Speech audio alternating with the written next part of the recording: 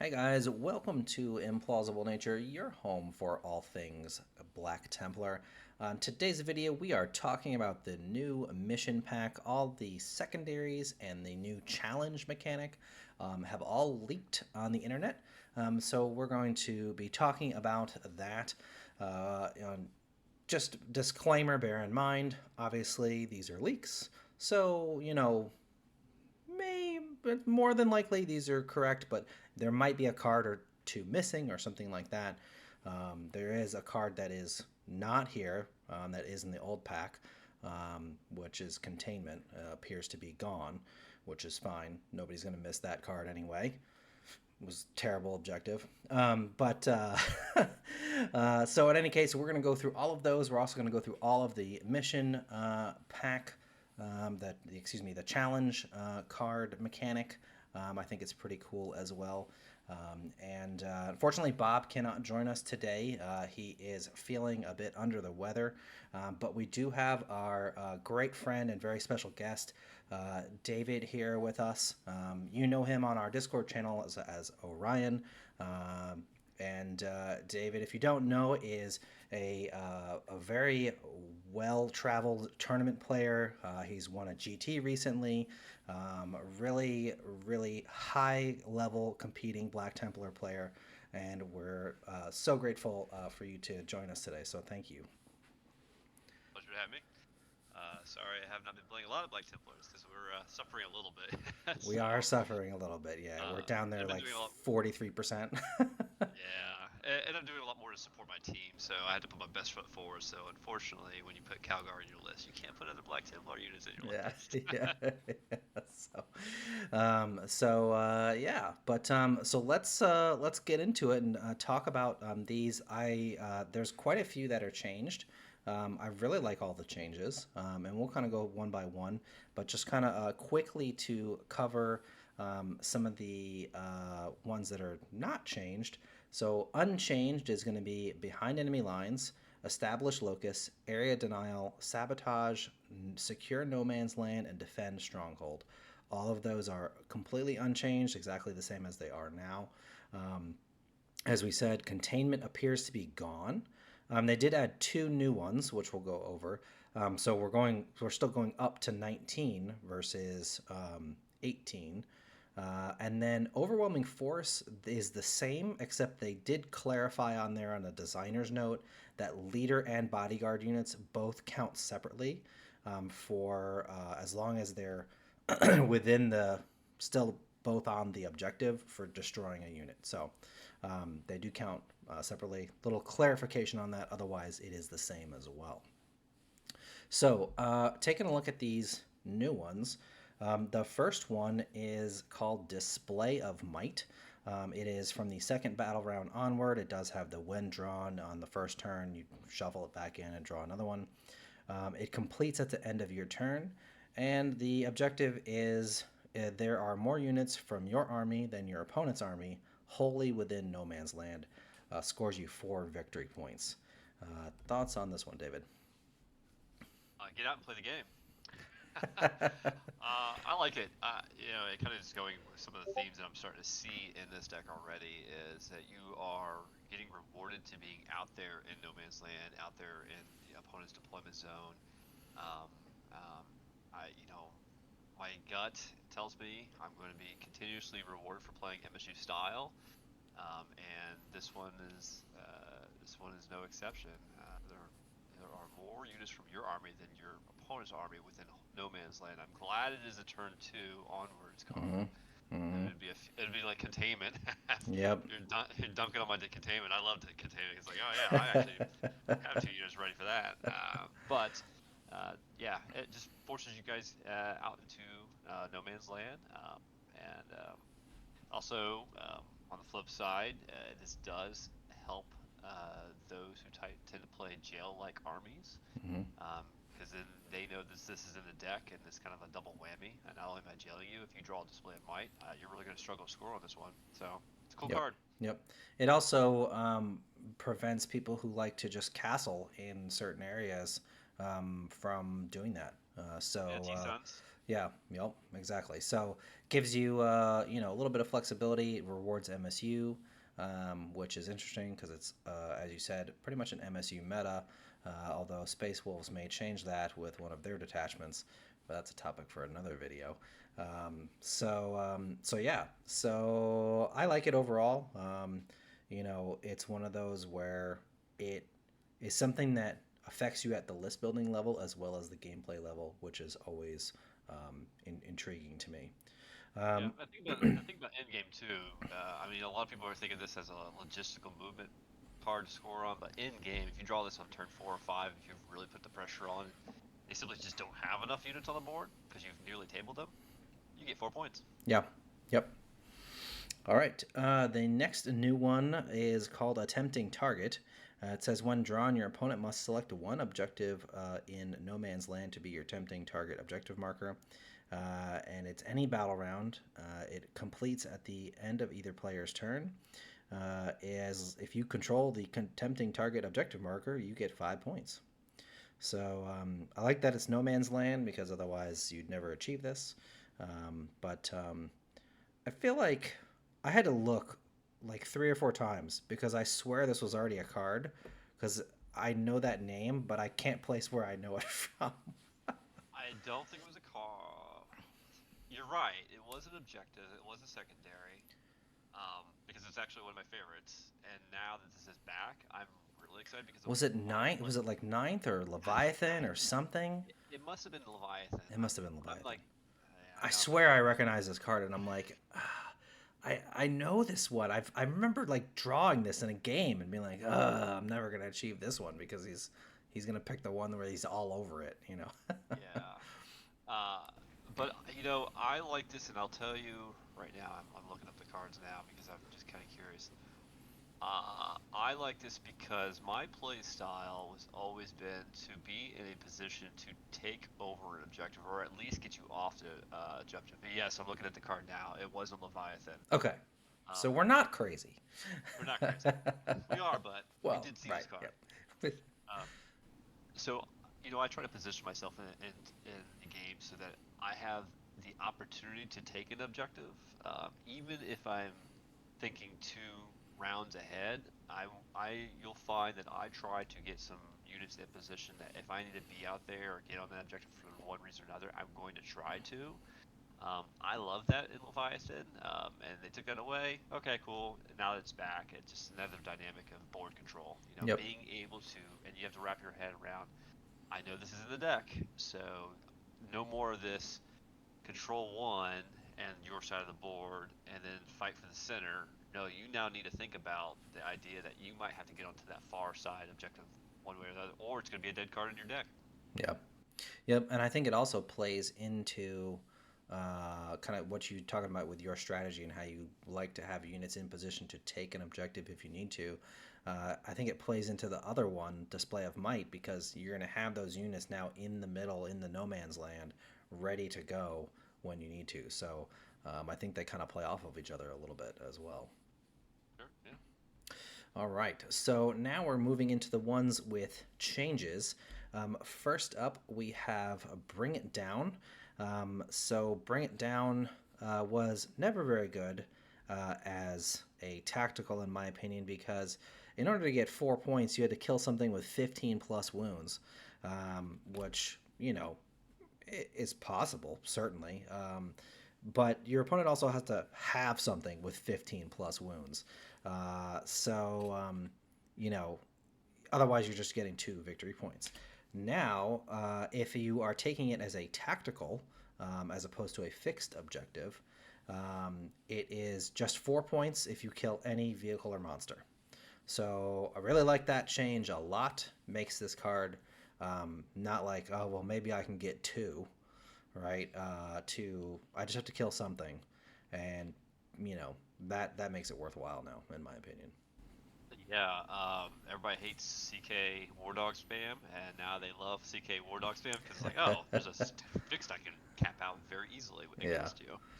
Yep. And you don't, and like even if you're not taking it as fixed, you don't have to worry about like well, I'm only going to score 2 points on this because my opponent doesn't have a 15 point or 15 wound vehicle or monster. Um, so yeah, good change on that one. Next I up, only go ahead. my only complaint is I wish I don't think I did it. I wish that they allowed this one to be reshuffled on turn one because typically monsters and vehicles hide Yeah, on turn one, and it is kind of a feels bad to draw this turn one for some players who can't deal with that. definitely. Let's take a quick look at the card because I didn't. I don't Yeah, because think it's they not. did. It's not okay. Yeah, bring it down when drawn. Yeah, it's just if there's no monsters or vehicles. So on the flip side is Cull the Horde. So this one took another huge buff. Previously, it was an infantry unit that was a starting strength of 20 or more, or had 20 or more wounds, um, and then, or excuse me, 25 or more wounds. Um, but it did not include attached leader units. Now they have dropped it down to 13 starting strength, including attached characters. And I think it also is 13 starting wounds as well. Let me double check on that. Starting strength. Um, yeah, so oh no, it's just a starting strength of 13 plus, including Yeah. attached units were destroyed this turn. They also have one for fixed and one for tactical. If you kill one in tactical, you get the 5 points. If you kill two in tactical, you don't get anything extra. But since it is also a fixed one each time in fixed, you get that. So preventing you from murdering two blobs of Crusader squads and getting 10 points. Yeah. This card went from one end of the spectrum all the way to the other. This could have been at sometimes at worst a dead card in a deck because neither of you have something to present on the field. To in a lot of cases a very difficult card to achieve because oh yeah I've got a warrior brick from Necrons. Good luck. So now it's So, it's mostly playable. Like yeah. for the good there's a good chance you're going to be able to score this one. So Yeah. it's a pretty solid card and it's worth a lot of points. Yep. Yeah, 5 points. All right. Another one with significant changes, no prisoners. Now has a fixed objective option. Um, in tactical, it is still exactly the same as it was before. Each time an enemy unit is destroyed, you get 2 victory points up to 5. For fixed, now it is only bodyguard and non-character units. So you can't double up with attached units with it. That's what assassination is for. Is if you're taking fixed. Um, this is probably what their thought process was, but otherwise is the same. So 2 up to 5 per turn, I think. Yeah. So yeah, interesting change adding that one to being um, being a fixed. What are your thoughts on that? One of the things I'm kind of maybe I'm distracted on thinking about right now is I'm liking some of these fixed changes, but I think this would be really tough to cap out because essentially you need to make sure that you kill what 15 units in order to cap this out if my math is correct. That's kind of Yeah, tough to call. Um, but that's most otherwise, people's whole army list. yeah. So you basically have to table your opponent if they've got at least 15 units, and most players are not bringing 15. So it's Yeah, tough it's really actually pretty tough as a fixed card, but as a regular secondary, it's just fine. yeah. All right. Moving along, Marked for Death, another one that I didn't personally like because, oftentimes you'd be like, oh, you have to kill one of these three of the toughest units in my whole list. That's still the case. However, they have added something so you can at least get something. Now you choose a fourth unit. So the three that your opponent chooses are your alpha target. The fourth one you choose is your gamma target. If you are able to kill one of the alpha targets, you now get, well, you still get the 5 VP. I think it was 5 VP before. Yeah. Um, so you still get that. But if you kill the gamma target and are not able to kill any of your alpha targets, you get 2. So kind of like a consolation of Yeah, I drew this. I was unlucky because my opponent has 3 units of Deathwing Knight Terminators, and I'm never going to kill them. So, nice little consolation there to get something out of it. Yeah, I like this card. I like Mark for Death. I'm one of the few people that enjoy using it because, again, my playstyle is I'm very far-reaching on the battlefield, so I tend to surprise people on what I can actually reach. It also is one of those that you can hold on to keep them honest. And Mm-hmm. they're like, all right, I'm gonna pick these 3 units you can't kill. All right, I'm gonna hold on to the card, and they're like, oh, I didn't want you to do that. um, It's a good this gives idea.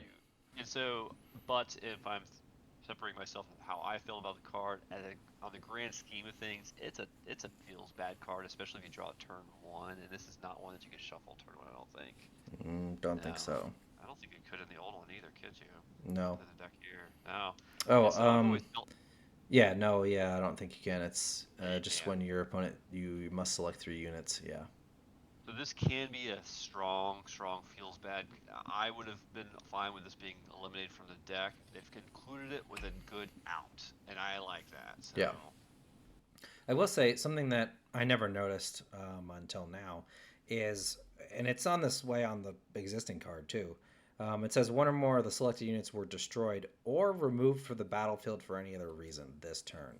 So if they decide to pop those scouts back into reserve and they were one of the things because they were hidden in some corner somewhere, well, guess what? You just achieved this objective. yeah, So, there's a couple of cards: Mark for Death, Overwhelming Force, Bring It Down. I'm just going through my deck right now. That some of these people, some players will like to get rid of because I'm not in a position to interact with the card, but maybe because I play with a lot of CP glut, so sometimes I don't need it, but I will hold on to again to keep people honest. It's like, all right, yeah. well, I can't score on this, but maybe I can later. You don't want that. Yep, yep. Or I'm going to prevent that unit that you probably thought you were going to pick up at the end of my turn, or and put back or the beginning of your turn or whatever, and put back in reserves. Now you're not going to. So, Yeah, good uh, bring up. yep. So next up we have recover assets. This, in my experience, is another hated card, mainly because it completes at the end of your opponent's turn, which is awful. Um, and however, it is now changed. So, um, quite a few changes on this actually. The first one is at the when drawn. Now it currently it is if there are fewer than 2 units from your army, you can discard and draw this. The new wording is if there are fewer than 3 units. So gives you a little bit more breathing room there, which is nice. It now completes at the end of your turn. That is huge, huge, huge, huge, huge. So really makes a huge difference for this card, and takes it from one of the probably, in my opinion, the worst secondaries to one of the best. Um, it also let's see. They did, however, reduce the second part. So if 3 of your units recovered assets, it's no longer 6 victory points. It's now 5. But a small price to pay, given that you no longer have to wait your entire opponent's turn to complete it. So, This is scoreable turn one. Yeah, you decide that you want to yeet something cheap into the deployment zone on turn one, just to like, all right, I want 5 points. This is a very powerful card. I like it. yeah, yep, Great change. really great change. I kind of wished, I forget which one it is. It's one of these other ones. Let's see. If completed. Yeah, sabotage. I Sabotage. Sabotage is also at the end of your opponent's turn. I kind of wish they had changed that one so that they were all uniformly at the end of your turn. But I guess beggars can't be choosers, right? Yeah. And I will say, a part of me will miss the aspect of being completing on your turn because I did abuse that. If especially early on, if somebody would hold on to that card on turn one or two and try to complete that, most top level players are not going to fall in that trap. Most of them are going to get rid of it. They're only going to complete a late game, or if they 1,000% guarantee themselves that they know they're going to get it. But I've seen some mid-table players, some and they'll say, oh, I think I can do this, and I will 100%. If you give me that card and it's round two, and you're trying to complete, I'm going to do anything in my power to knock To that down not take because down, yeah. not only do you fail, you have to hold on to that card now, and that's how Yep. it feels bad. So Yep. they have fixed that aspect of it. You held on to that card for a whole ass turn. So, So so it does remove some of the punishment that you can put people under. yep. Next up, we have Extend Battle Lines. Extend Battle Lines is currently, if you control one or more of your objective in your deployment zone and one or more in no man's land, you get 5. That now changes to 4 points for scoring it because it's just really super easy to do. And then the ore portion is currently, if you only have one unit on the battlefield, and that unit controls one objective marker in no man's land, you get 2. So now it's they did change the second part on Extend Battle Lines. It's no longer required that you have only one unit on the battlefield for the 2 points. It's you just control one or more objectives in no man's land, which I like because if you, for whatever reason, don't control your own, yeah. Well, also, if you're tabled and you had something sticky, you Yeah. passively score this. Yep. Yep. Exactly. All right. So another pretty decent change here is engage on all fronts. Now, currently, it says when you draw it, if there are fewer than 3 units from your army on the battlefield, you can discard this card and draw a new secondary. That is gone. So you have to keep this card. There's no free draw on that one. Still completes at the end of your turn. They did change the scoring on it. So now if you control 2 quarters, you get 1 point. If you control 3, you get 2. And if you control 4, you get 4. Everything else, all the wording on it is the same. Yeah, another card that I think at worst you're getting 1 point. Yeah. Like and there's a couple of these cards that are like this. At worst, you're still getting points off this card, and Yeah. You're seeing a trend here. They're getting rid of a lot of feels bad for drawing something. Yep. Unfortunately, if you have only one unit on the table, you're still hosed. You can't free draw this card anymore. So, all right. So next up, we have Storm Hostile Objective. So this also it's virtually the same, except they broke it up now. The ore parts. The first part, you control one or more objective markers that were controlled by your opponent at the start of the turn, is now achievable on turn 1. Only if you go second in turn 1, because at the start of the turn they will not have controlled it. I like that change though, because previously you couldn't score it at all in the first round. Yeah. And again, this keeps people off objectives in deployment phase, because you're going to balk at moving your scouts up on it. We've always done it because of the risk of drawing overwhelming force, but now Storm Hostile, we don't want to give that up either. Yeah. And I believe, let's see, let me just double check the wording on the top. You can still draw it in the first battle round. So if you go first and you draw this, you can still reshuffle it, which is nice since you can't score it. But it gives that bottom turn player something to do with it, which is nice. Alrighty. Moving on to Cleanse.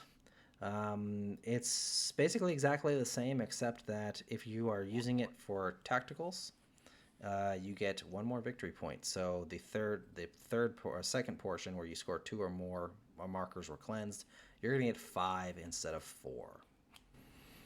That's an easy one to score already, so Mm-hmm. extra point for this. Okay, it's made easier with more points. Yep, I was kind of surprised because I felt like this was always an easy one to achieve.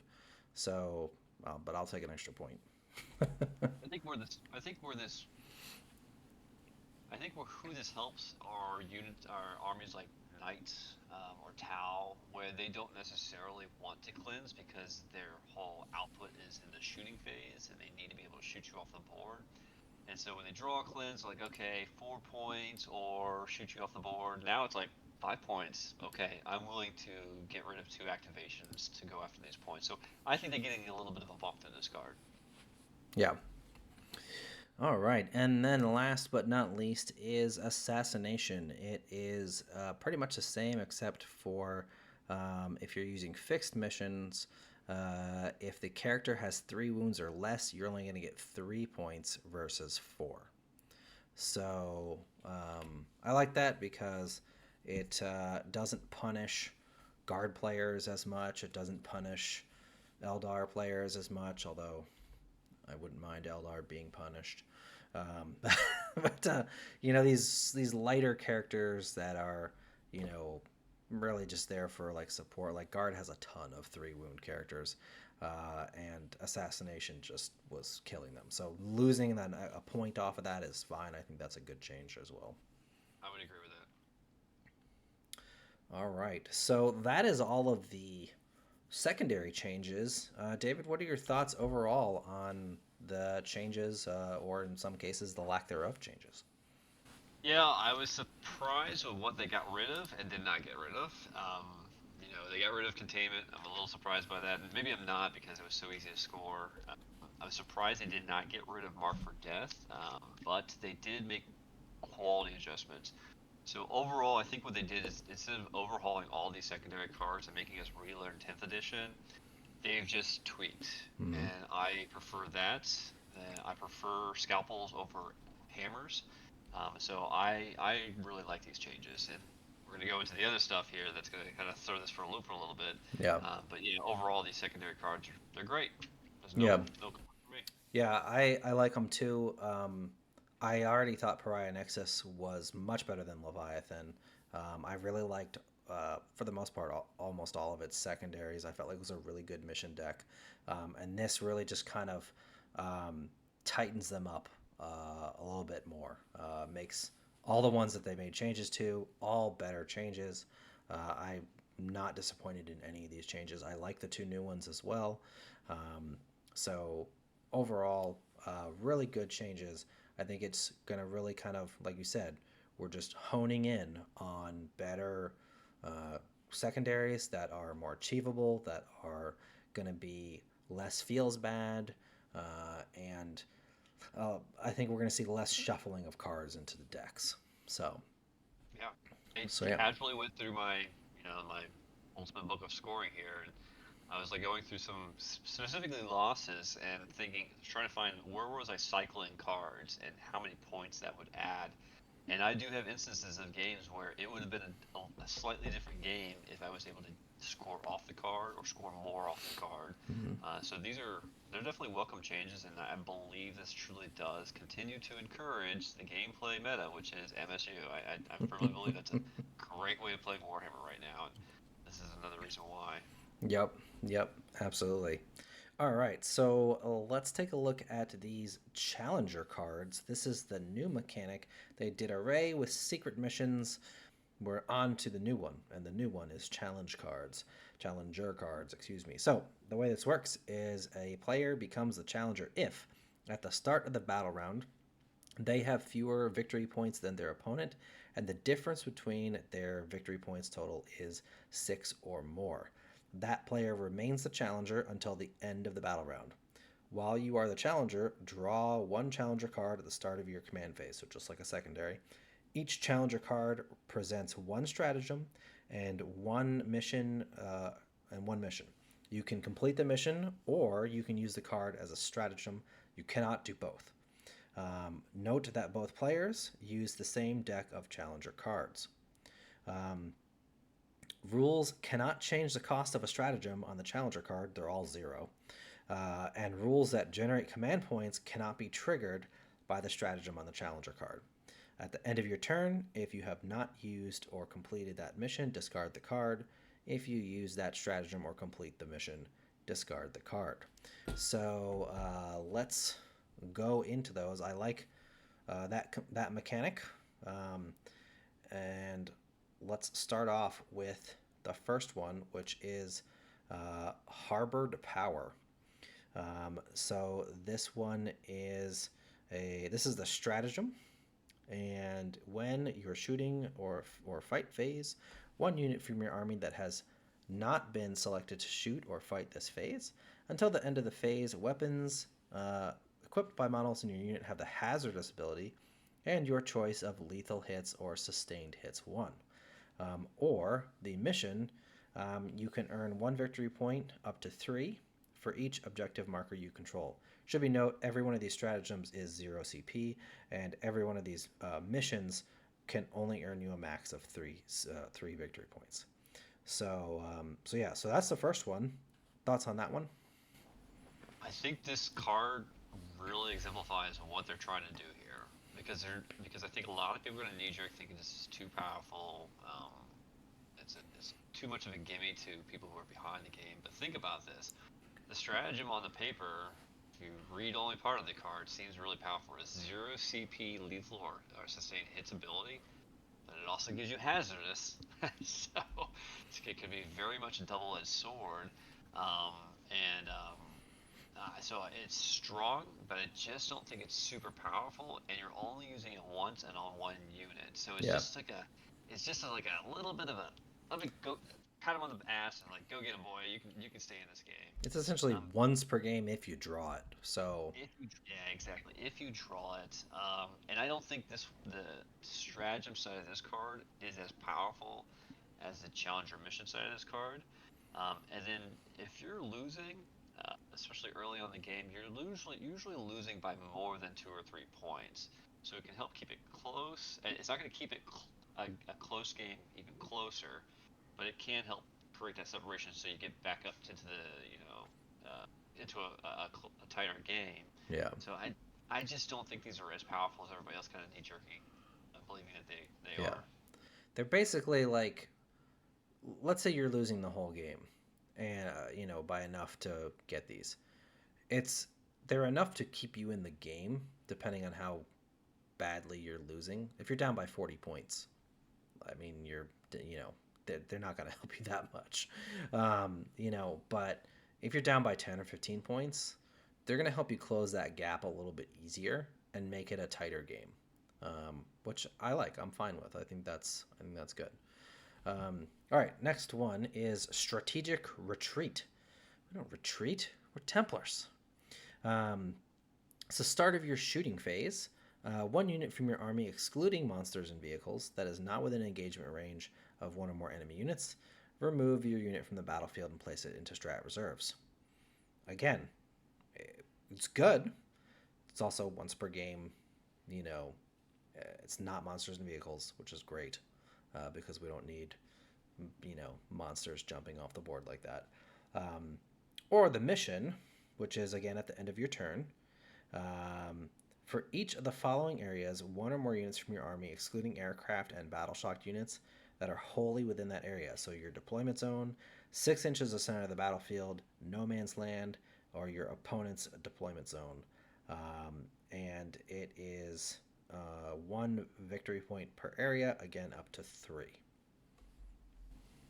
Like the extra credit on engage, or Yeah. honestly, I'm taking that stratagem most of the time. Being able to get an uppy downy, on a unit that now back in, especially late game, taking something up that's very powerful that you might not have a good target at right now. We're So you know stuck what? on one side of the board and doesn't need to You know, be. I've got a blob of 10 stern guard. I just did not get him in the position I want. I'm gonna pick him up. That's really dangerous. So Yeah. this is a very strong stratagem side of the challenger card. Yep. Yeah. This one is really good. Um, it's deceptively powerful.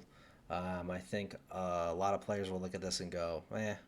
But those players don't really understand necessarily the power of being able to put something into strategic reserves in mid game because there's Or, only a few things that can do that. So and if you don't believe that, go look at who won LVO and what army they were using. just ask Necron's Hypercrypt players, or Yeah. so it's it's the same thing. All right, so next one, the pivotal moment. This is in your movement phase. One unit from your army. You get advance and charge, or fall back and charge. Well, and shoot. It's eligible to shoot or declare a charge and declare a charge in a turn in which it advanced or fell back. Again, really good, uh, but it's a once a game thing.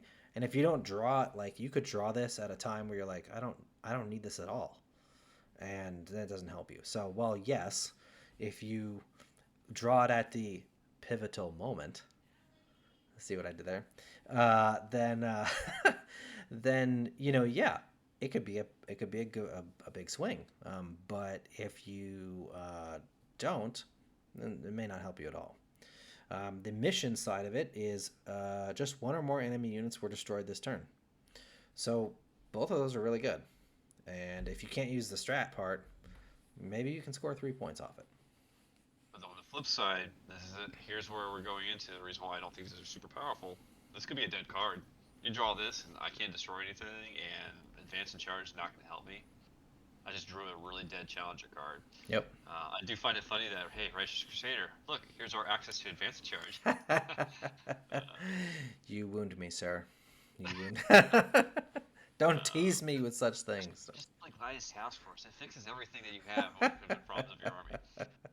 But no, this is an example. Again, I just want to reiterate: this is an example of a potentially dead card, which helps balance out the deck. Yeah. Yep. It can be good. It can also just be nothing, which I think is a lot of these actually. If they come at the right time, they can be really helpful for you. If they come at the wrong time, they may just do nothing. Either way, well, I think overall, still like you said, they're still better than the secret missions. Next up is Burst of Speed. This is at the end of your shooting phase. One unit from your army, excluding units that made a move this turn. Your unit can make a normal move of up to d6, and then cannot move again this phase. So I like that it excludes units that already moved. So you're not going to get like move, shoot, move out of this, which is good. It's got to be remaining stationary. And then the Challenger mission is, again, at the end of your turn. Models in 2 or more of your units that made 1 or more attacks against the same enemy unit, and models in that enemy unit lost 1 or more wounds as a result of any of those attacks. It's odd wording. But 3 VP for that. I chipped your pain. Here's 3 victory points. Yeah, the thing I think though is that you have to have 2 units engaged with the same enemy unit and kill a guy or chipped a wound. Yeah, just take a wound. So yeah, I like that because it's like, well, here's this practically unkillable thing, and I have 2 units that I can engage with it. If I can chip 1 wound off it, I can score 3 points. I like that. I like that, but it's also, again, not game changing. Sure. Yeah. I play knights. The reason why I like to play knights is most people can't deal with 11 armatures that are T10. Oh, great! Now I do give up 3 points because you're just going to do everything you can. Hey, just get 1 wound. Give me that 1 wound. So I'm trying to reread this burst of speed. So end of shooting phase, 1 unit from your army, as long as they've not moved, you can make a D6 move and cannot move this phase again. Yeah, that could potentially be pretty strong. Oh wait, so you can move, shoot, move. You just have to move in your movement phase. You have to move in your movement phase, shoot, and then you only get a D6 movement. So keep that in mind. That you know what's going to happen. But you're not going to be able to combine it with like the Phobos Lieutenant, for example, who can do the same thing. So you're not going to be able to like shoot. Why not? Because it says excluding units that made a move this phase. Okay. So so it prevents double moving after shooting. And most of those abilities are, like the Phobos Lieutenant is after he finishes shooting. So before the end. Yep. I'm trying to be the... trying to break it.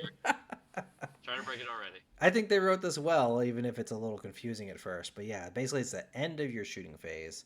So, and then you can't move again. So if you have something that allows you to move at the end of your shooting phase, you can't move again. So yeah, it's basically you wouldn't use it on like a unit like him. You'd use it on something else that can't do that. So gives you that move, shoot, move without I having don't it. think this is very powerful. Because here's the thing: if you draw this every round for 5 rounds, one of those times is going to be a D1. That's feeling like that. every, And then every time you draw this, it's going to be a 1 on the yeah, d6. Yeah. It's like me trying to roll for Helbrick's thing. On a 2 plus, this happens. Oh, there's a 1, of course. yeah, yeah. So, next up, speaking of speed, Great Haste. This is in your movement phase. One unit from your army that has not been selected to move this phase. Until the end of this phase, add a d6 to the move characteristics of models in your unit. So you get a little bit of faster. This is Eldar have this as one of their battle focus things because they just get free strats. Um, Now they can have this too, and then and then the mission is at the end of your turn. One or more units from your army, excluding aircraft and battle shock, that are within your opponent's deployment zone. So basically, it's just more behind enemy lines. Yeah, and So, the mission on this card is better than the challenge, the 100%, stratagem. 100%. You're gonna roll one, and that's gonna feel bad. It is gonna Um, feels bad. Yep, or I could just yeet something cheap and get my 3 points. yep, yep. All right. Next up is All In. This is your fight phase. One unit from your army that has not been selected to fight this phase. Until the end of the phase, each time your unit makes a pile in or consolidation move, move 6 inches instead of 3. And then in addition, it does not need to end that move closer to the closest enemy, providing it ends as close as possible to the closest enemy unit. So you don't have to go closer to the model, just the unit. So it can be cheeky, depending on your situation. It could also just be completely worthless. Checking out the Challenger mission. This is an action. Self-preservation, your shooting phase. One unit from your army. It completes at the end of your turn. If that unit is more than 18 inches away from all enemy units. If completed, you score 3 VP. Again, I think the mission is better than the strat here because some units are just going to be like, I'm getting the hell out of Dodge. I don't want to be anywhere near you. Or my scouts are just gonna be over here and they're gonna score this. Yep. Yep. This is a super softball mission, but I just don't want people to sleep on that. I have to say, of the top 5 abilities in this game, um, 6-inch pilot and consolidations can be so powerful. Yeah. It can really do a lot for you. So now that we all have access to this, like I look at some armies with some jealousy. I'm like, I'd love to have 6-inch pilots. I would love to have 6-inch consolidation, especially with larger units. You can do a lot of cool slingshotting things to get closer to your next target or closer to another objective. There is so much flexibility on having 6 versus 3. And if you don't believe it, man, and if you don't have access to it and don't use it frequently, just every once in a while between now and when this deck comes out, take a look at your board state on your pile and consolidation, and imagine you're rolling with 6 inches, and that can be a game It can changer. be So I huge. think yes, it's a very softball mission, but that challenger stratagem, this is actually probably one of my favorite challenger stratagems in the game right now. Yeah, and again, it's situational, right? So if you don't have anybody in combat, you don't need this, then maybe you can score the mission and score some points. But if you are in an important combat, the 6 cents can be massive. It can be massive. Yeah. So, And um, I'll put it in perspective of Black Templar players. If you could just imagine your Hellbrick unit, and you draw this card, and you have 6 inches of pile in, you can put Hellbrick wherever you want. And he's gonna go kill what he wants, and the Sword Brethren is gonna stay on the original target. yeah. And there, you've possibly killed 2 units in one activation because you had that extra 6 inches. And then on top of that, you're going to consolidate 6 inches so you can probably tag another unit and stay in combat. Yep, So, yep. so yeah. But you will roll 1 on your mortals on the end of the charge. Of course you will. Yes. Yep. Because that's how at least I will. All right. Next up is Force a Breach. This is in your movement phase. One unit from your army that has not been selected to move this phase. Until the end of the phase, each time your unit makes a new normal or advanced move, it can move horizontally through models and terrain features. So you're going to Kool-Aid man it up. Oh, yeah. I love this. Go ahead with the mission. Yep. The mission is your shooting phase. Units, one unit from your army. It's an action as well. One unit from your army that is not within your deployment zone and is wholly within 9 inches of one or more battlefield. Completes immediately. You score 3 VP. Well, doesn't that sound familiar? Containment, anyone? You get a half a containment. It's you get a half containment, and it's you only need one unit to do it. So, And this stratagem will teach you a really cool thing that Sasha taught me. He did it against me. I'm like, oh yeah, you can't do that. A forced desperate escape to go through things, through other units, other models specifically, has always been a kind of a cute little play. But now that we have a stratagem, it allows us to go through. It's both. Is it just units? it's normal or advanced move, so I don't know if you can Yeah. desperate escape from it because that's a fallback move, if I'm correct. Well, the idea is this. The idea is what I'm trying to say is this: that the ability to go through other units and terrain features is extremely powerful in your It's movement insane. phase. Yeah. Especially if you can cheese it out through a forced. I'm going to do it myself. I want to desperate escape so I can go through your units. So being able to do this is another very powerful stratagem here. Mm-hmm. Yep. All Especially right. like, can you? So I would assume you'd be able to combine this with tactical. So I pop tactical. I go fallback, shoot, and charge. I'm going to do my new mortal movement. So I'm in tactical doctrine. I'm just going to go through your rank to get behind you and go towards the thing that you're trying to either Yeah. uh, Lets you run through screens too. screen, and get into your deployment. Yeah, this is if not my first, my second favorite challenger card. Mm-hmm. It's good. I like it. Renewed Focus is our next one. Your shooting phase or your fight phase, one unit from your army that has not been selected to shoot or fight. Until the end of the phase, each time a model in your unit makes an attack, re-roll a hit roll of 1 and re-roll a wound roll of 1.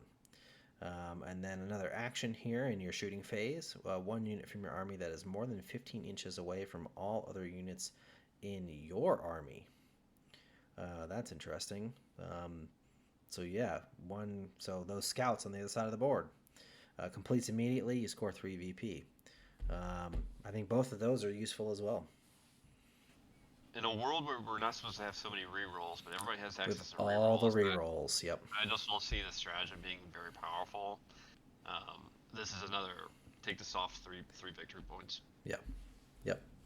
So that is all 8 of those. What are your overall thoughts on the challenger cards and system? Yeah, again, just as I said at the top of this conversation with these challenger cards, I just don't believe that anything stands out as overpowered. There's some strong ones, being able to go through units. What was the other one that I really liked? Did we go through the opportunistic strike? Did you go through that one already? No. So opportunistic strike on your shooting phase. One unit from your army is not within the engagement range of one or more enemy units. You select one enemy unit that's not within engagement range of one or more of your units within your army and is within 6 inches and visible. You roll 6d6, 4 up to take mortals.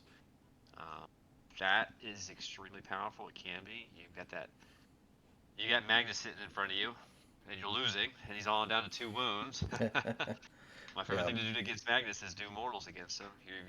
Any access to mortals is extremely powerful. So there's some examples of some powerful synergies, but keep this in mind. It's random. You're sharing a deck, right? Yep. This is a shared deck, and I just don't They think don't get there's any. shuffled. They're It doesn't get discarded. shuffled. Yep, and I just don't think there's anything that sticks out that's gonna get you bail you out of this game. If you're losing against a good player, I just don't think any one of these is gonna Deus Ex you out. Because if it's already close, because you have to have separation on points first, Yep. and all this is going to do at best on the delta, is going to go from 6. 6 is a delta, right? So at most you're still going to have 3 extra points at best, Well, affecting the mission side, de- right? depends on some of them. Some of the strats will let you maybe complete a Correct. another objective, right? That you could Yeah. score more on. Yeah. But even then, best Even case then, scenario, the most that points that you can get from a strat, I think, is now 5. five. So Yeah. you're going to So close that gap at best, but at you're not going by to one. by one, but you're not going to pass them. And Um, so by one, they're probably going to bounce back into lead on their primary. And they're going to keep that way. So again, the bounce back up is at once going to be a 1 point delta at best for the most part. Maybe you catch up and go, so you bounce back on the secondaries with a 5 point delta, and then another 3 points on the mission. No, I'm trying to think my way through this. Yeah, you would use the stratagem to help you gain 5 points. Then it'd be a 1 point game, or you use the mission to go from a 6 point game to a 3 point game. I just don't see a world where you're taking games because you've got challenger cards, or somebody's like, oh, other compared to now, where yes, I won, I was beating that player, but he won on a secret mission because it was 20 points. yeah, Um, that's a much stronger swing when done right compared to this one. These are subtle; it just keeps you in the game. yeah. I think the my big takeaway is that it's going to keep the closer games closer, and the blowouts are still going to be blowouts. They'll be slightly less blowout. Um, Yeah, if you're up by 40 points, maybe you win that game by 30 instead of 40. Um, you know, but the games where it's like 10-point swing either way and it like is going back and forth every turn, um, I think these will make those games more exciting, especially the ones where they're like very close, where like maybe you have a good turn and you swing into the lead, and you swing into the lead enough that now they're getting a card. um, those are the kind of games where I think these will really come into play and make the game even more exciting than it already is, because there'll be like a ping ponging back and forth. But it's you're up by 20, 30 points. You're probably, unless something drastic happens, probably yeah. still going to retain that lead. You'll just win by a little less. I'm That's looking kind of at my my takeaway. Maryland. I I'm with you on that because as you're saying that, you're reminding me to look at my notes here. I just came back from a Maryland Open. My very first game was against Josh Campbell. If you don't know him, I think he's like ninth in the United States. Probably one of the best Necron players out there. I think he already has a golden ticket for Worlds. But here's my first opponent. We're sitting there looking at each other like, yeah, of course we're going first. Out of 122 players, we tied. And if I'm looking through my score, round one I'm winning 13 to 12. Round two I'm winning 22 to 21. Round three I'm still up 38-34. It still hasn't kicked in. Round four, I'm winning 54-47. That's when he'd be able to use a challenger card. He could move up the delta at most to 54-47 to 54-52. And we end up tying. We end up tying 68 to 68. So, and his last on round four, he had this would have helped him because on round four for him, I'm winning 54 to 47. And he draws no prisoners, and I believe he drew a cleanse, and he wasn't in the position to do it, so he drew a dead card. So not only can he help get hopefully a better card out of a new deck, but he would also have challenger cards that help him close the gap. And then round five we tied it up, so this could have helped Josh keep this close game closer. And then the second game was against Sean Olsen, who's he's one of the best Space Marine players in the world. He got a golden ticket out of this event, actually. He's the author of the Repulsor Executioner list. He had a Mm-hmm. fantastic Salamence list. But again, going through the score, it was another close game. Round one, 14-14. Round two, 27-31. So we're still not at the Delta. Round three, 45-43. Four, 60-62. And then round five, he takes the win because he's got the bottom of the turn. His Terraform Stalwarts to Crucible. He had bottom scoring, and he basically had tabled me at that point and was able to overrun the score on round five. So two incredibly powerful players. We kept it within the delta where we would have one instance where we would be able to use challenger cards between those two games. Yeah, yeah, and thanks for that. That's a great kind of insight into how much of an effect are these really going to have? Are they going to have a massive, like, oh my god, they're OP? No. They're not. They're just not, especially not at top tables. You know, I think in mid tables, you know, home games, you know, RTT, they'll have more of an impact because you'll have the larger gap between there, so you'll see them more. Um, but I think the number of instances, it's not going to help anybody win more because you know you have to be losing obviously, and it's going to keep those closer games close and more Yeah, exciting. I, So I think uh, so too. Like looking at the back three games, and my third game was against JW, who's also a really good Necron player, so we kept it really close. My last three games for the weekend were against some really fun players, but they weren't necessarily playing at the highest level. This would have really kept them in the game. And I think it would have been a lot more exciting for them because my first win was 160, second win was like 85 to 51, and the third game was 100 to 32.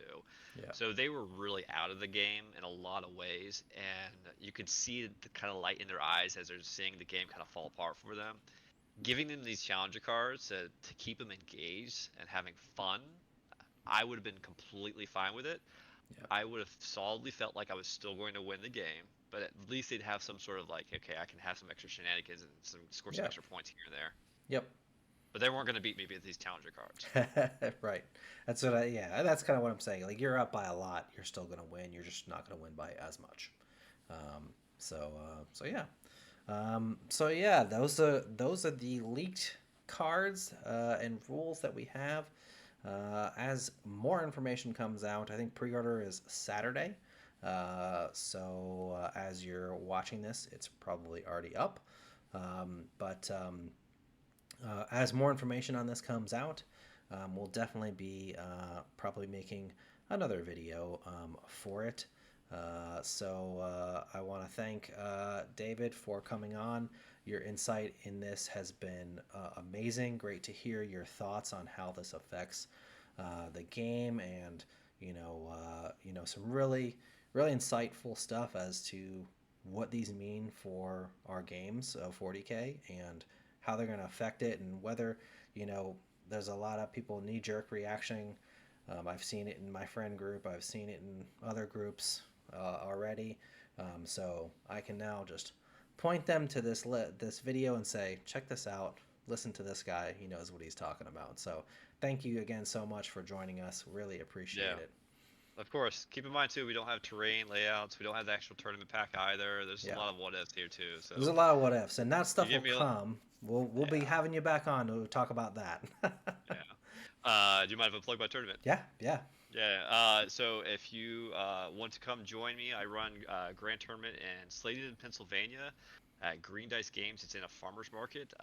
You'd think, wait a minute, a farmers market? I tell you what, the feedback has been phenomenal. We have a huge amount of air-conditioned space. We can support up to 200 players. We're going to run 120 seats for this event. It's going to be June 6th that weekend. It's the weekend before Atlantic City opens. So if you can't make it to Atlantic City, come to Pennsylvania. We're going to have a tournament there. We have 3 tickets we're giving away to the winner. So the winner's going to walk away with Nova, Tennessee Open ticket, as well as a ticket to Winter Ruin, which we hope to be a golden ticket opportunity. And just as a preview here, for the Winter Ruin 3 in February, which you can win a ticket for, we're giving away a Warhammer. We've got somebody actually building a Warhammer for us as a trophy, so it should be a Nice. fun event. The feedback's always been really remarkable. Please, I encourage you to check it out. Even if you can't stay for all 3 days, if you can get 2 days of gaming in, it's usually a really good time, and we're gonna have a lot of players show up. So Awesome. thank you for And having me. yeah, and how can they sign up for this? What's the website? Yep, I just sent you the BCP in chat, so I'll send you that. So We will if you don't post it mind, in just the link down in the description. yeah. So Or just hit check me that up on out. Discord. Yeah. You can hit me on Discord or hit me up on Facebook. You can find me, David Anderson. I'll get you a link. Signups are going up now. It's only $110 for a 3-day event, so it's usually pretty good value, and you can eat for like $10. And there's beer. Nice. Nice. That's always good. Beer and pretzels, 40K. What could Yeah. possibly go wrong? Thank you for having me. This is Yep. always a pleasure. Thanks, David. So thank you again for joining us. Thank you all of our Patreons and our YouTube members. Really appreciate you guys, supporting us. This is we can't do it without you. So if you want to support us on Patreon or YouTube, check us out. Our Patreon is patreon.com/implausiblenature. Don't forget to subscribe, like, comment, all those YouTube algorithm things that gets our videos out there and gets more people interested in playing Black Templars. Also, check out our Discord where you can chat with myself and our good friend David right here. On a regular basis, we have lots of great discussions going on all the time in our Discord. And until next time, keep on crusading.